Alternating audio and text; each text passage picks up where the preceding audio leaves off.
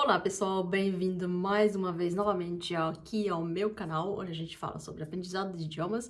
E hoje eu quero trazer uma reação minha a uma reportagem da BBC Brasil sobre como é que a nossa vida muda com os tradutores automáticos. O tema da reportagem é, eu tenho aqui para fazer aqui do meu lado, como as traduções em tempo real podem revolucionar as viagens internacionais e o que nós perdemos com isso. O que nós perdemos com isso é o ponto que eu vou trazer aqui hoje, que eu quero mais aprofundar. Será que é realmente milagroso essas ferramentas de inteligência artificial que traduzem as coisas em tempo real? Nós estamos livres de aprender, dar o árduo trabalho de aprender o idioma estrangeiro? Será que realmente funciona? E você? Você está disposta a abrir mão da sua mente, do seu controle da sua mente, de aprender, de usar o seu cérebro para dar para essas ferramentas? E como ficam as expressões idiomáticas? Será que realmente funciona? E mais uma coisa muito importante. E se essas ferramentas, elas são criadas com filtros, que certas palavras elas não são traduzíveis, elas não são permitidas?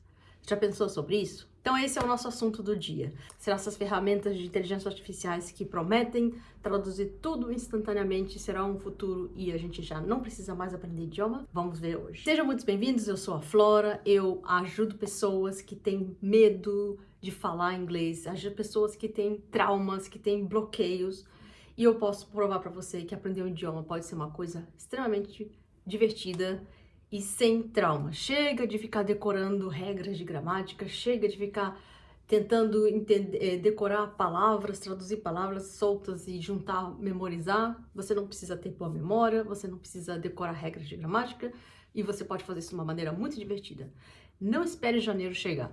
Já entra aqui embaixo, vou deixar o link, você pode marcar a sua aula experimental gratuita antes do ano virar. Não deixe essa promessa de voltar para o inglês pro ano que vem. Você deve saber, com certeza, se você está aqui nesse vídeo, que aprender inglês abre porta para outras oportunidades. Saber inglês, você tem capacidade de, por exemplo, sair do Brasil e ir para estudar numa faculdade boa lá fora. Você pode conhecer pessoas de outras nacionalidades, você pode até casar com uma pessoa estrangeira. Você tem acesso a uma grande quantidade de material que não é traduzido para o português, porque você tem que levar em consideração que boa parte do que existe de produção, de conhecimento, de escrito, de livros, de literatura, são produzidos naturalmente em inglês, não, originalmente em inglês.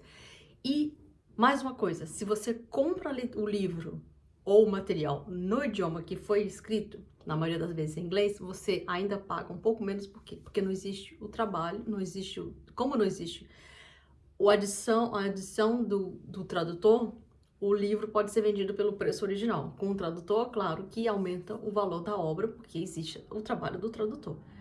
Embora, olha que interessante, muita gente acredite que a tradução automática vá acabar com o trabalho do tradutor, mas traduzir uma obra literária ainda precisa de pessoas.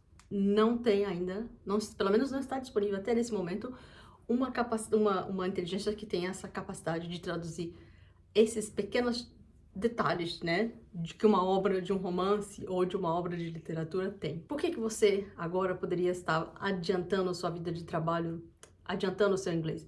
Porque os Estados Unidos vão voltar a aceitar imigrantes daqui a alguns anos. Então, saia na frente, vença a concorrência e comece já a preparar esses anos para voltar para os Estados Unidos com o inglês fluente. Então vamos lá, começar, vou reagir aqui a essa reportagem, né? Eu vou deixar aqui alguns trechos que eu acho mais interessante.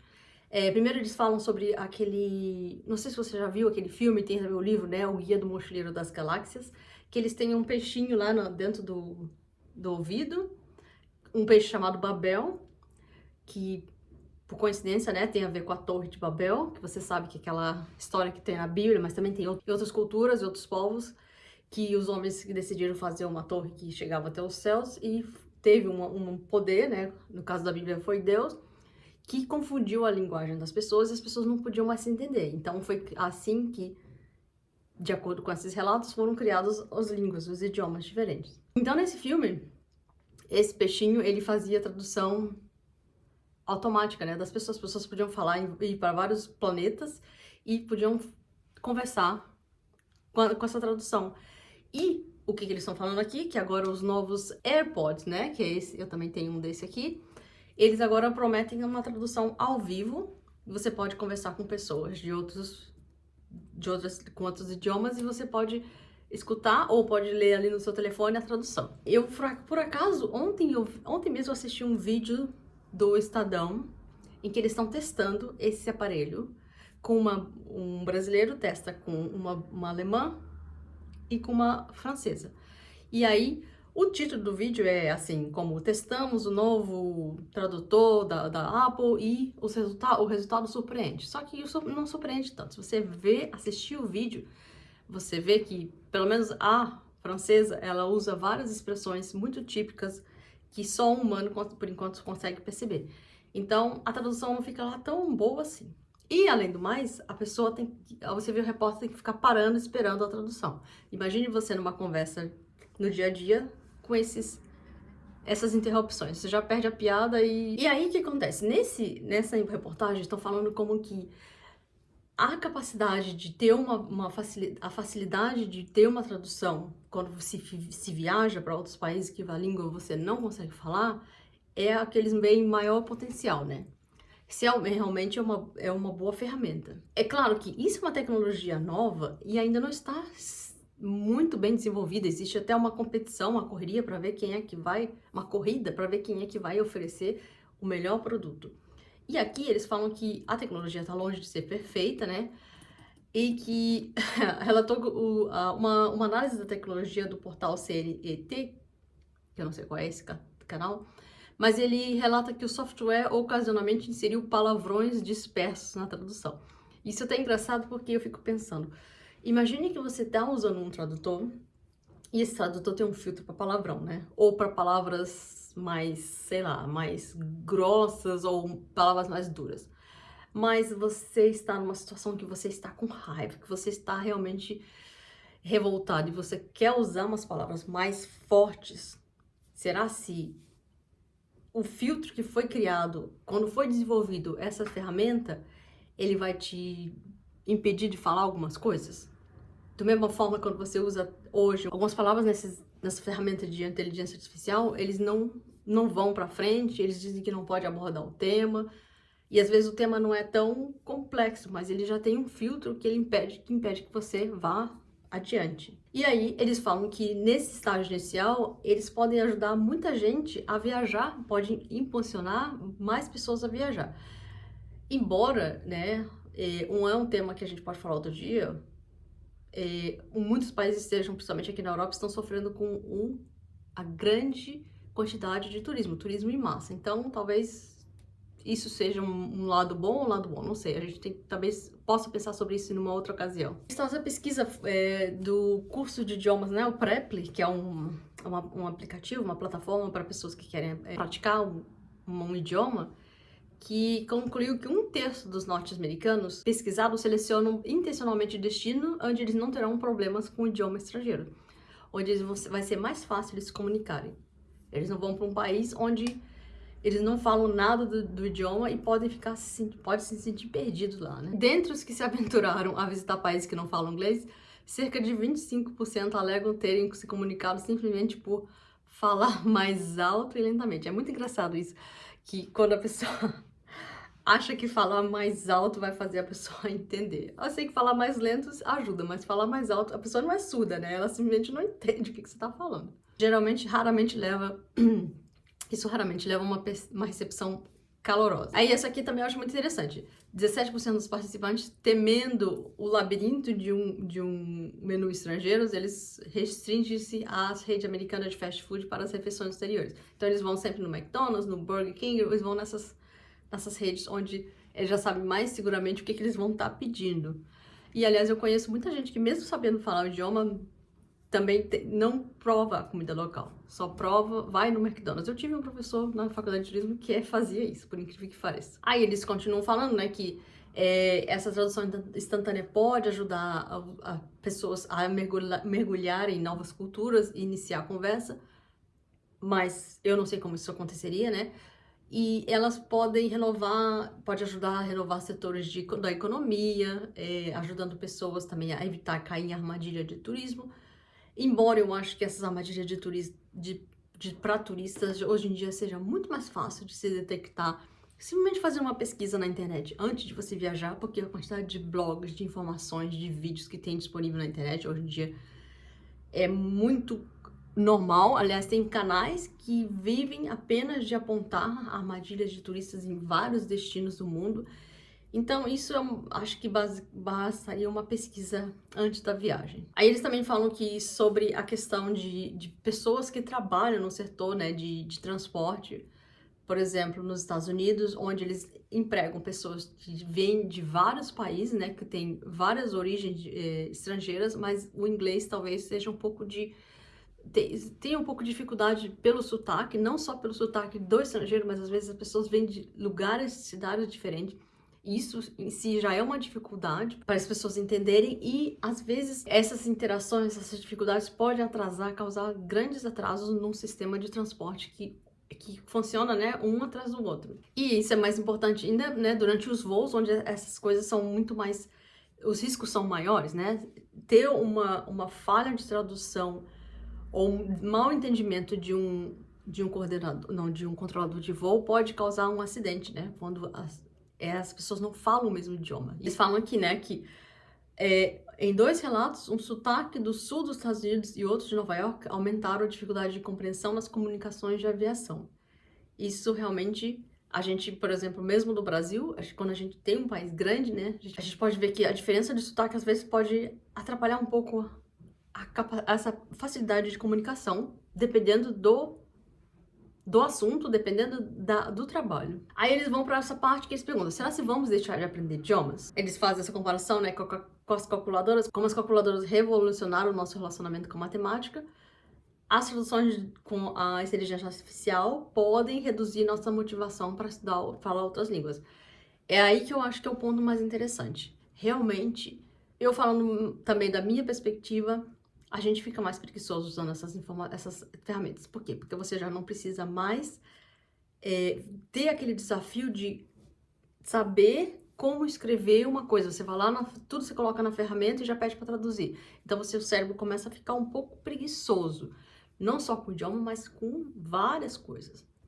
Porque o nosso cérebro, né, o músculo do cérebro é igual o músculo do corpo, né? Você vai na academia para você usá-lo. Se você não usa, ele vai definhar. E, aliás, isso é uma coisa muito interessante que outro dia eu estava assistindo um vídeo, é que eles falavam que no futuro a gente vai precisar de academias para o cérebro.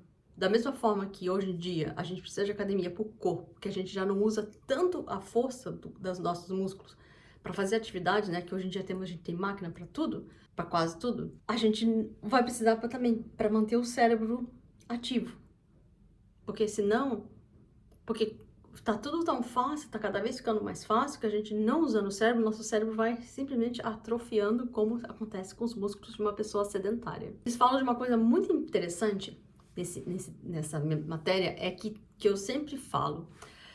O aprendizado, a imersão no idioma não é apenas conhecer palavras, vocabulário, gramática.